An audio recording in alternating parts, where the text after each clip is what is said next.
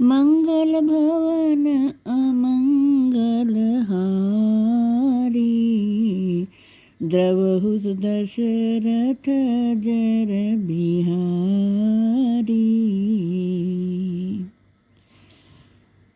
जो जिय हो तीन प्रगट कुचाली, जय सिया राम के ही सुहात रथ बाजी गजाली। जय सिया राम भरत ही दोष देई को जाए, जय सिया राम जग बोराए राज्य पद पाए। जय सिया राम। यदि मन में कपट और कुचाल न होती तो रथ घोड़े और हाथियों की पंक्ति किसको इस समय अच्छी लगती है। पर भरत जी को ही बेअर्थ दोष क्यों दे, राजपद पाकर सारा संसार ही पागल हो जाता है। लक्ष्मण जी ने श्री राम जी को ऐसे वचन कहे। शशि गुरु तीय गामिन हुस, बड़े भूमि सुरयान। लोक वेद ते विमुख भा, अधम करे वेणु समान। सियावर राम जय जय राम, मेरे प्रभु राम जय सिया राम। करो कल्याण जय जय राम। चंद्रमा ने गुरु की स्त्री से भोग किया। राजा नहुष ब्राह्मणों की सवारी पर चढ़े। राजा वेणु के समान कौन नीच होगा, जो लोक और वेद दोनों में बिल्कुल विमुख हो गया। सहस बाहु सुरनाथ त्रिशंकु, जय सिया राम कही न राज्य मद कीन कलंकु। जय सिया राम भरत कीन यह उचित उपाऊ। जय सिया राम रिपुरण रंच न राखी काऊ। जय सिया राम। सहस्र बाहु इंद्र और 5 त्रिशंकु आदि किसको राजमद ने कलंकित नहीं किया। भरत ने यह उचित ही सोचा, क्योंकि शत्रु के ऋण को नहीं रखना चाहिए। चंद्रमा के गुरु बृहस्पति की तारा नाम की स्त्री थी। चंद्रमा ने काम की वशीभूत हो मन में कुछ न विचार कर उसके साथ भोग किया। उसके गर्भवती होने पर उसके बुद्ध नाम का पुत्र हुआ। जब बृहस्पति बुद्ध का नामकरण करने लगे तो चंद्रमा ने कहा कि यह पुत्र तो मेरा है, इसे मुझे दे दो। इस पर दोनों में आपस में वाद विवाद हुआ। तब यह हाल देवताओं ने सुना और सोच समझकर वह पुत्र चंद्रमा को दिला दिया। राजा नहुष प्रतिष्ठानपुर के एक प्रतापी राजा थे। एक बार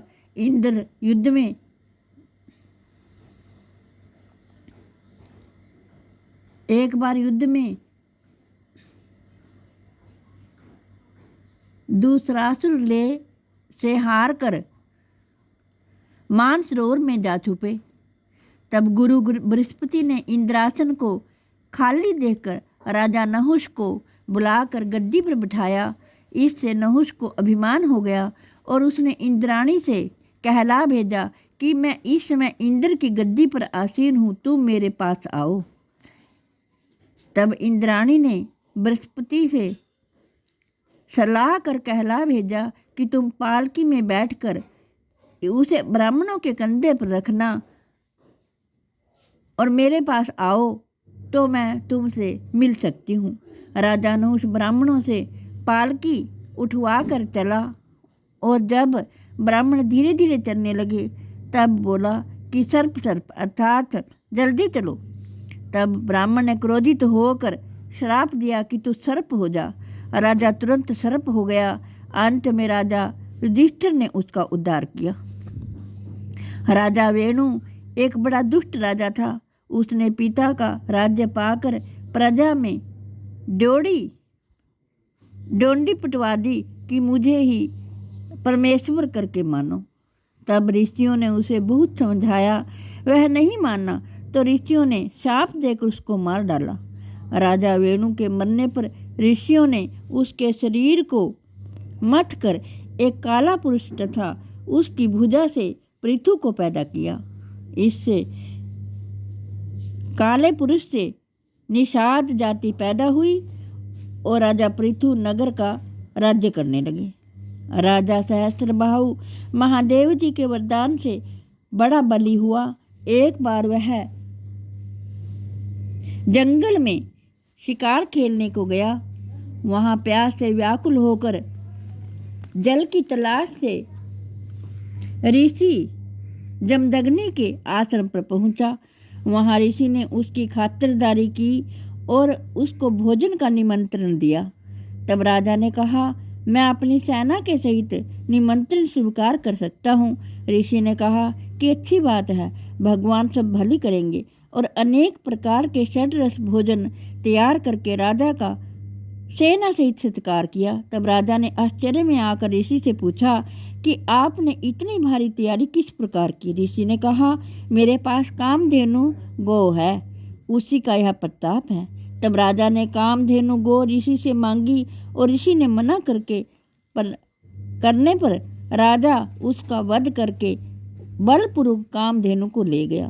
तब परशुराम यह सुनकर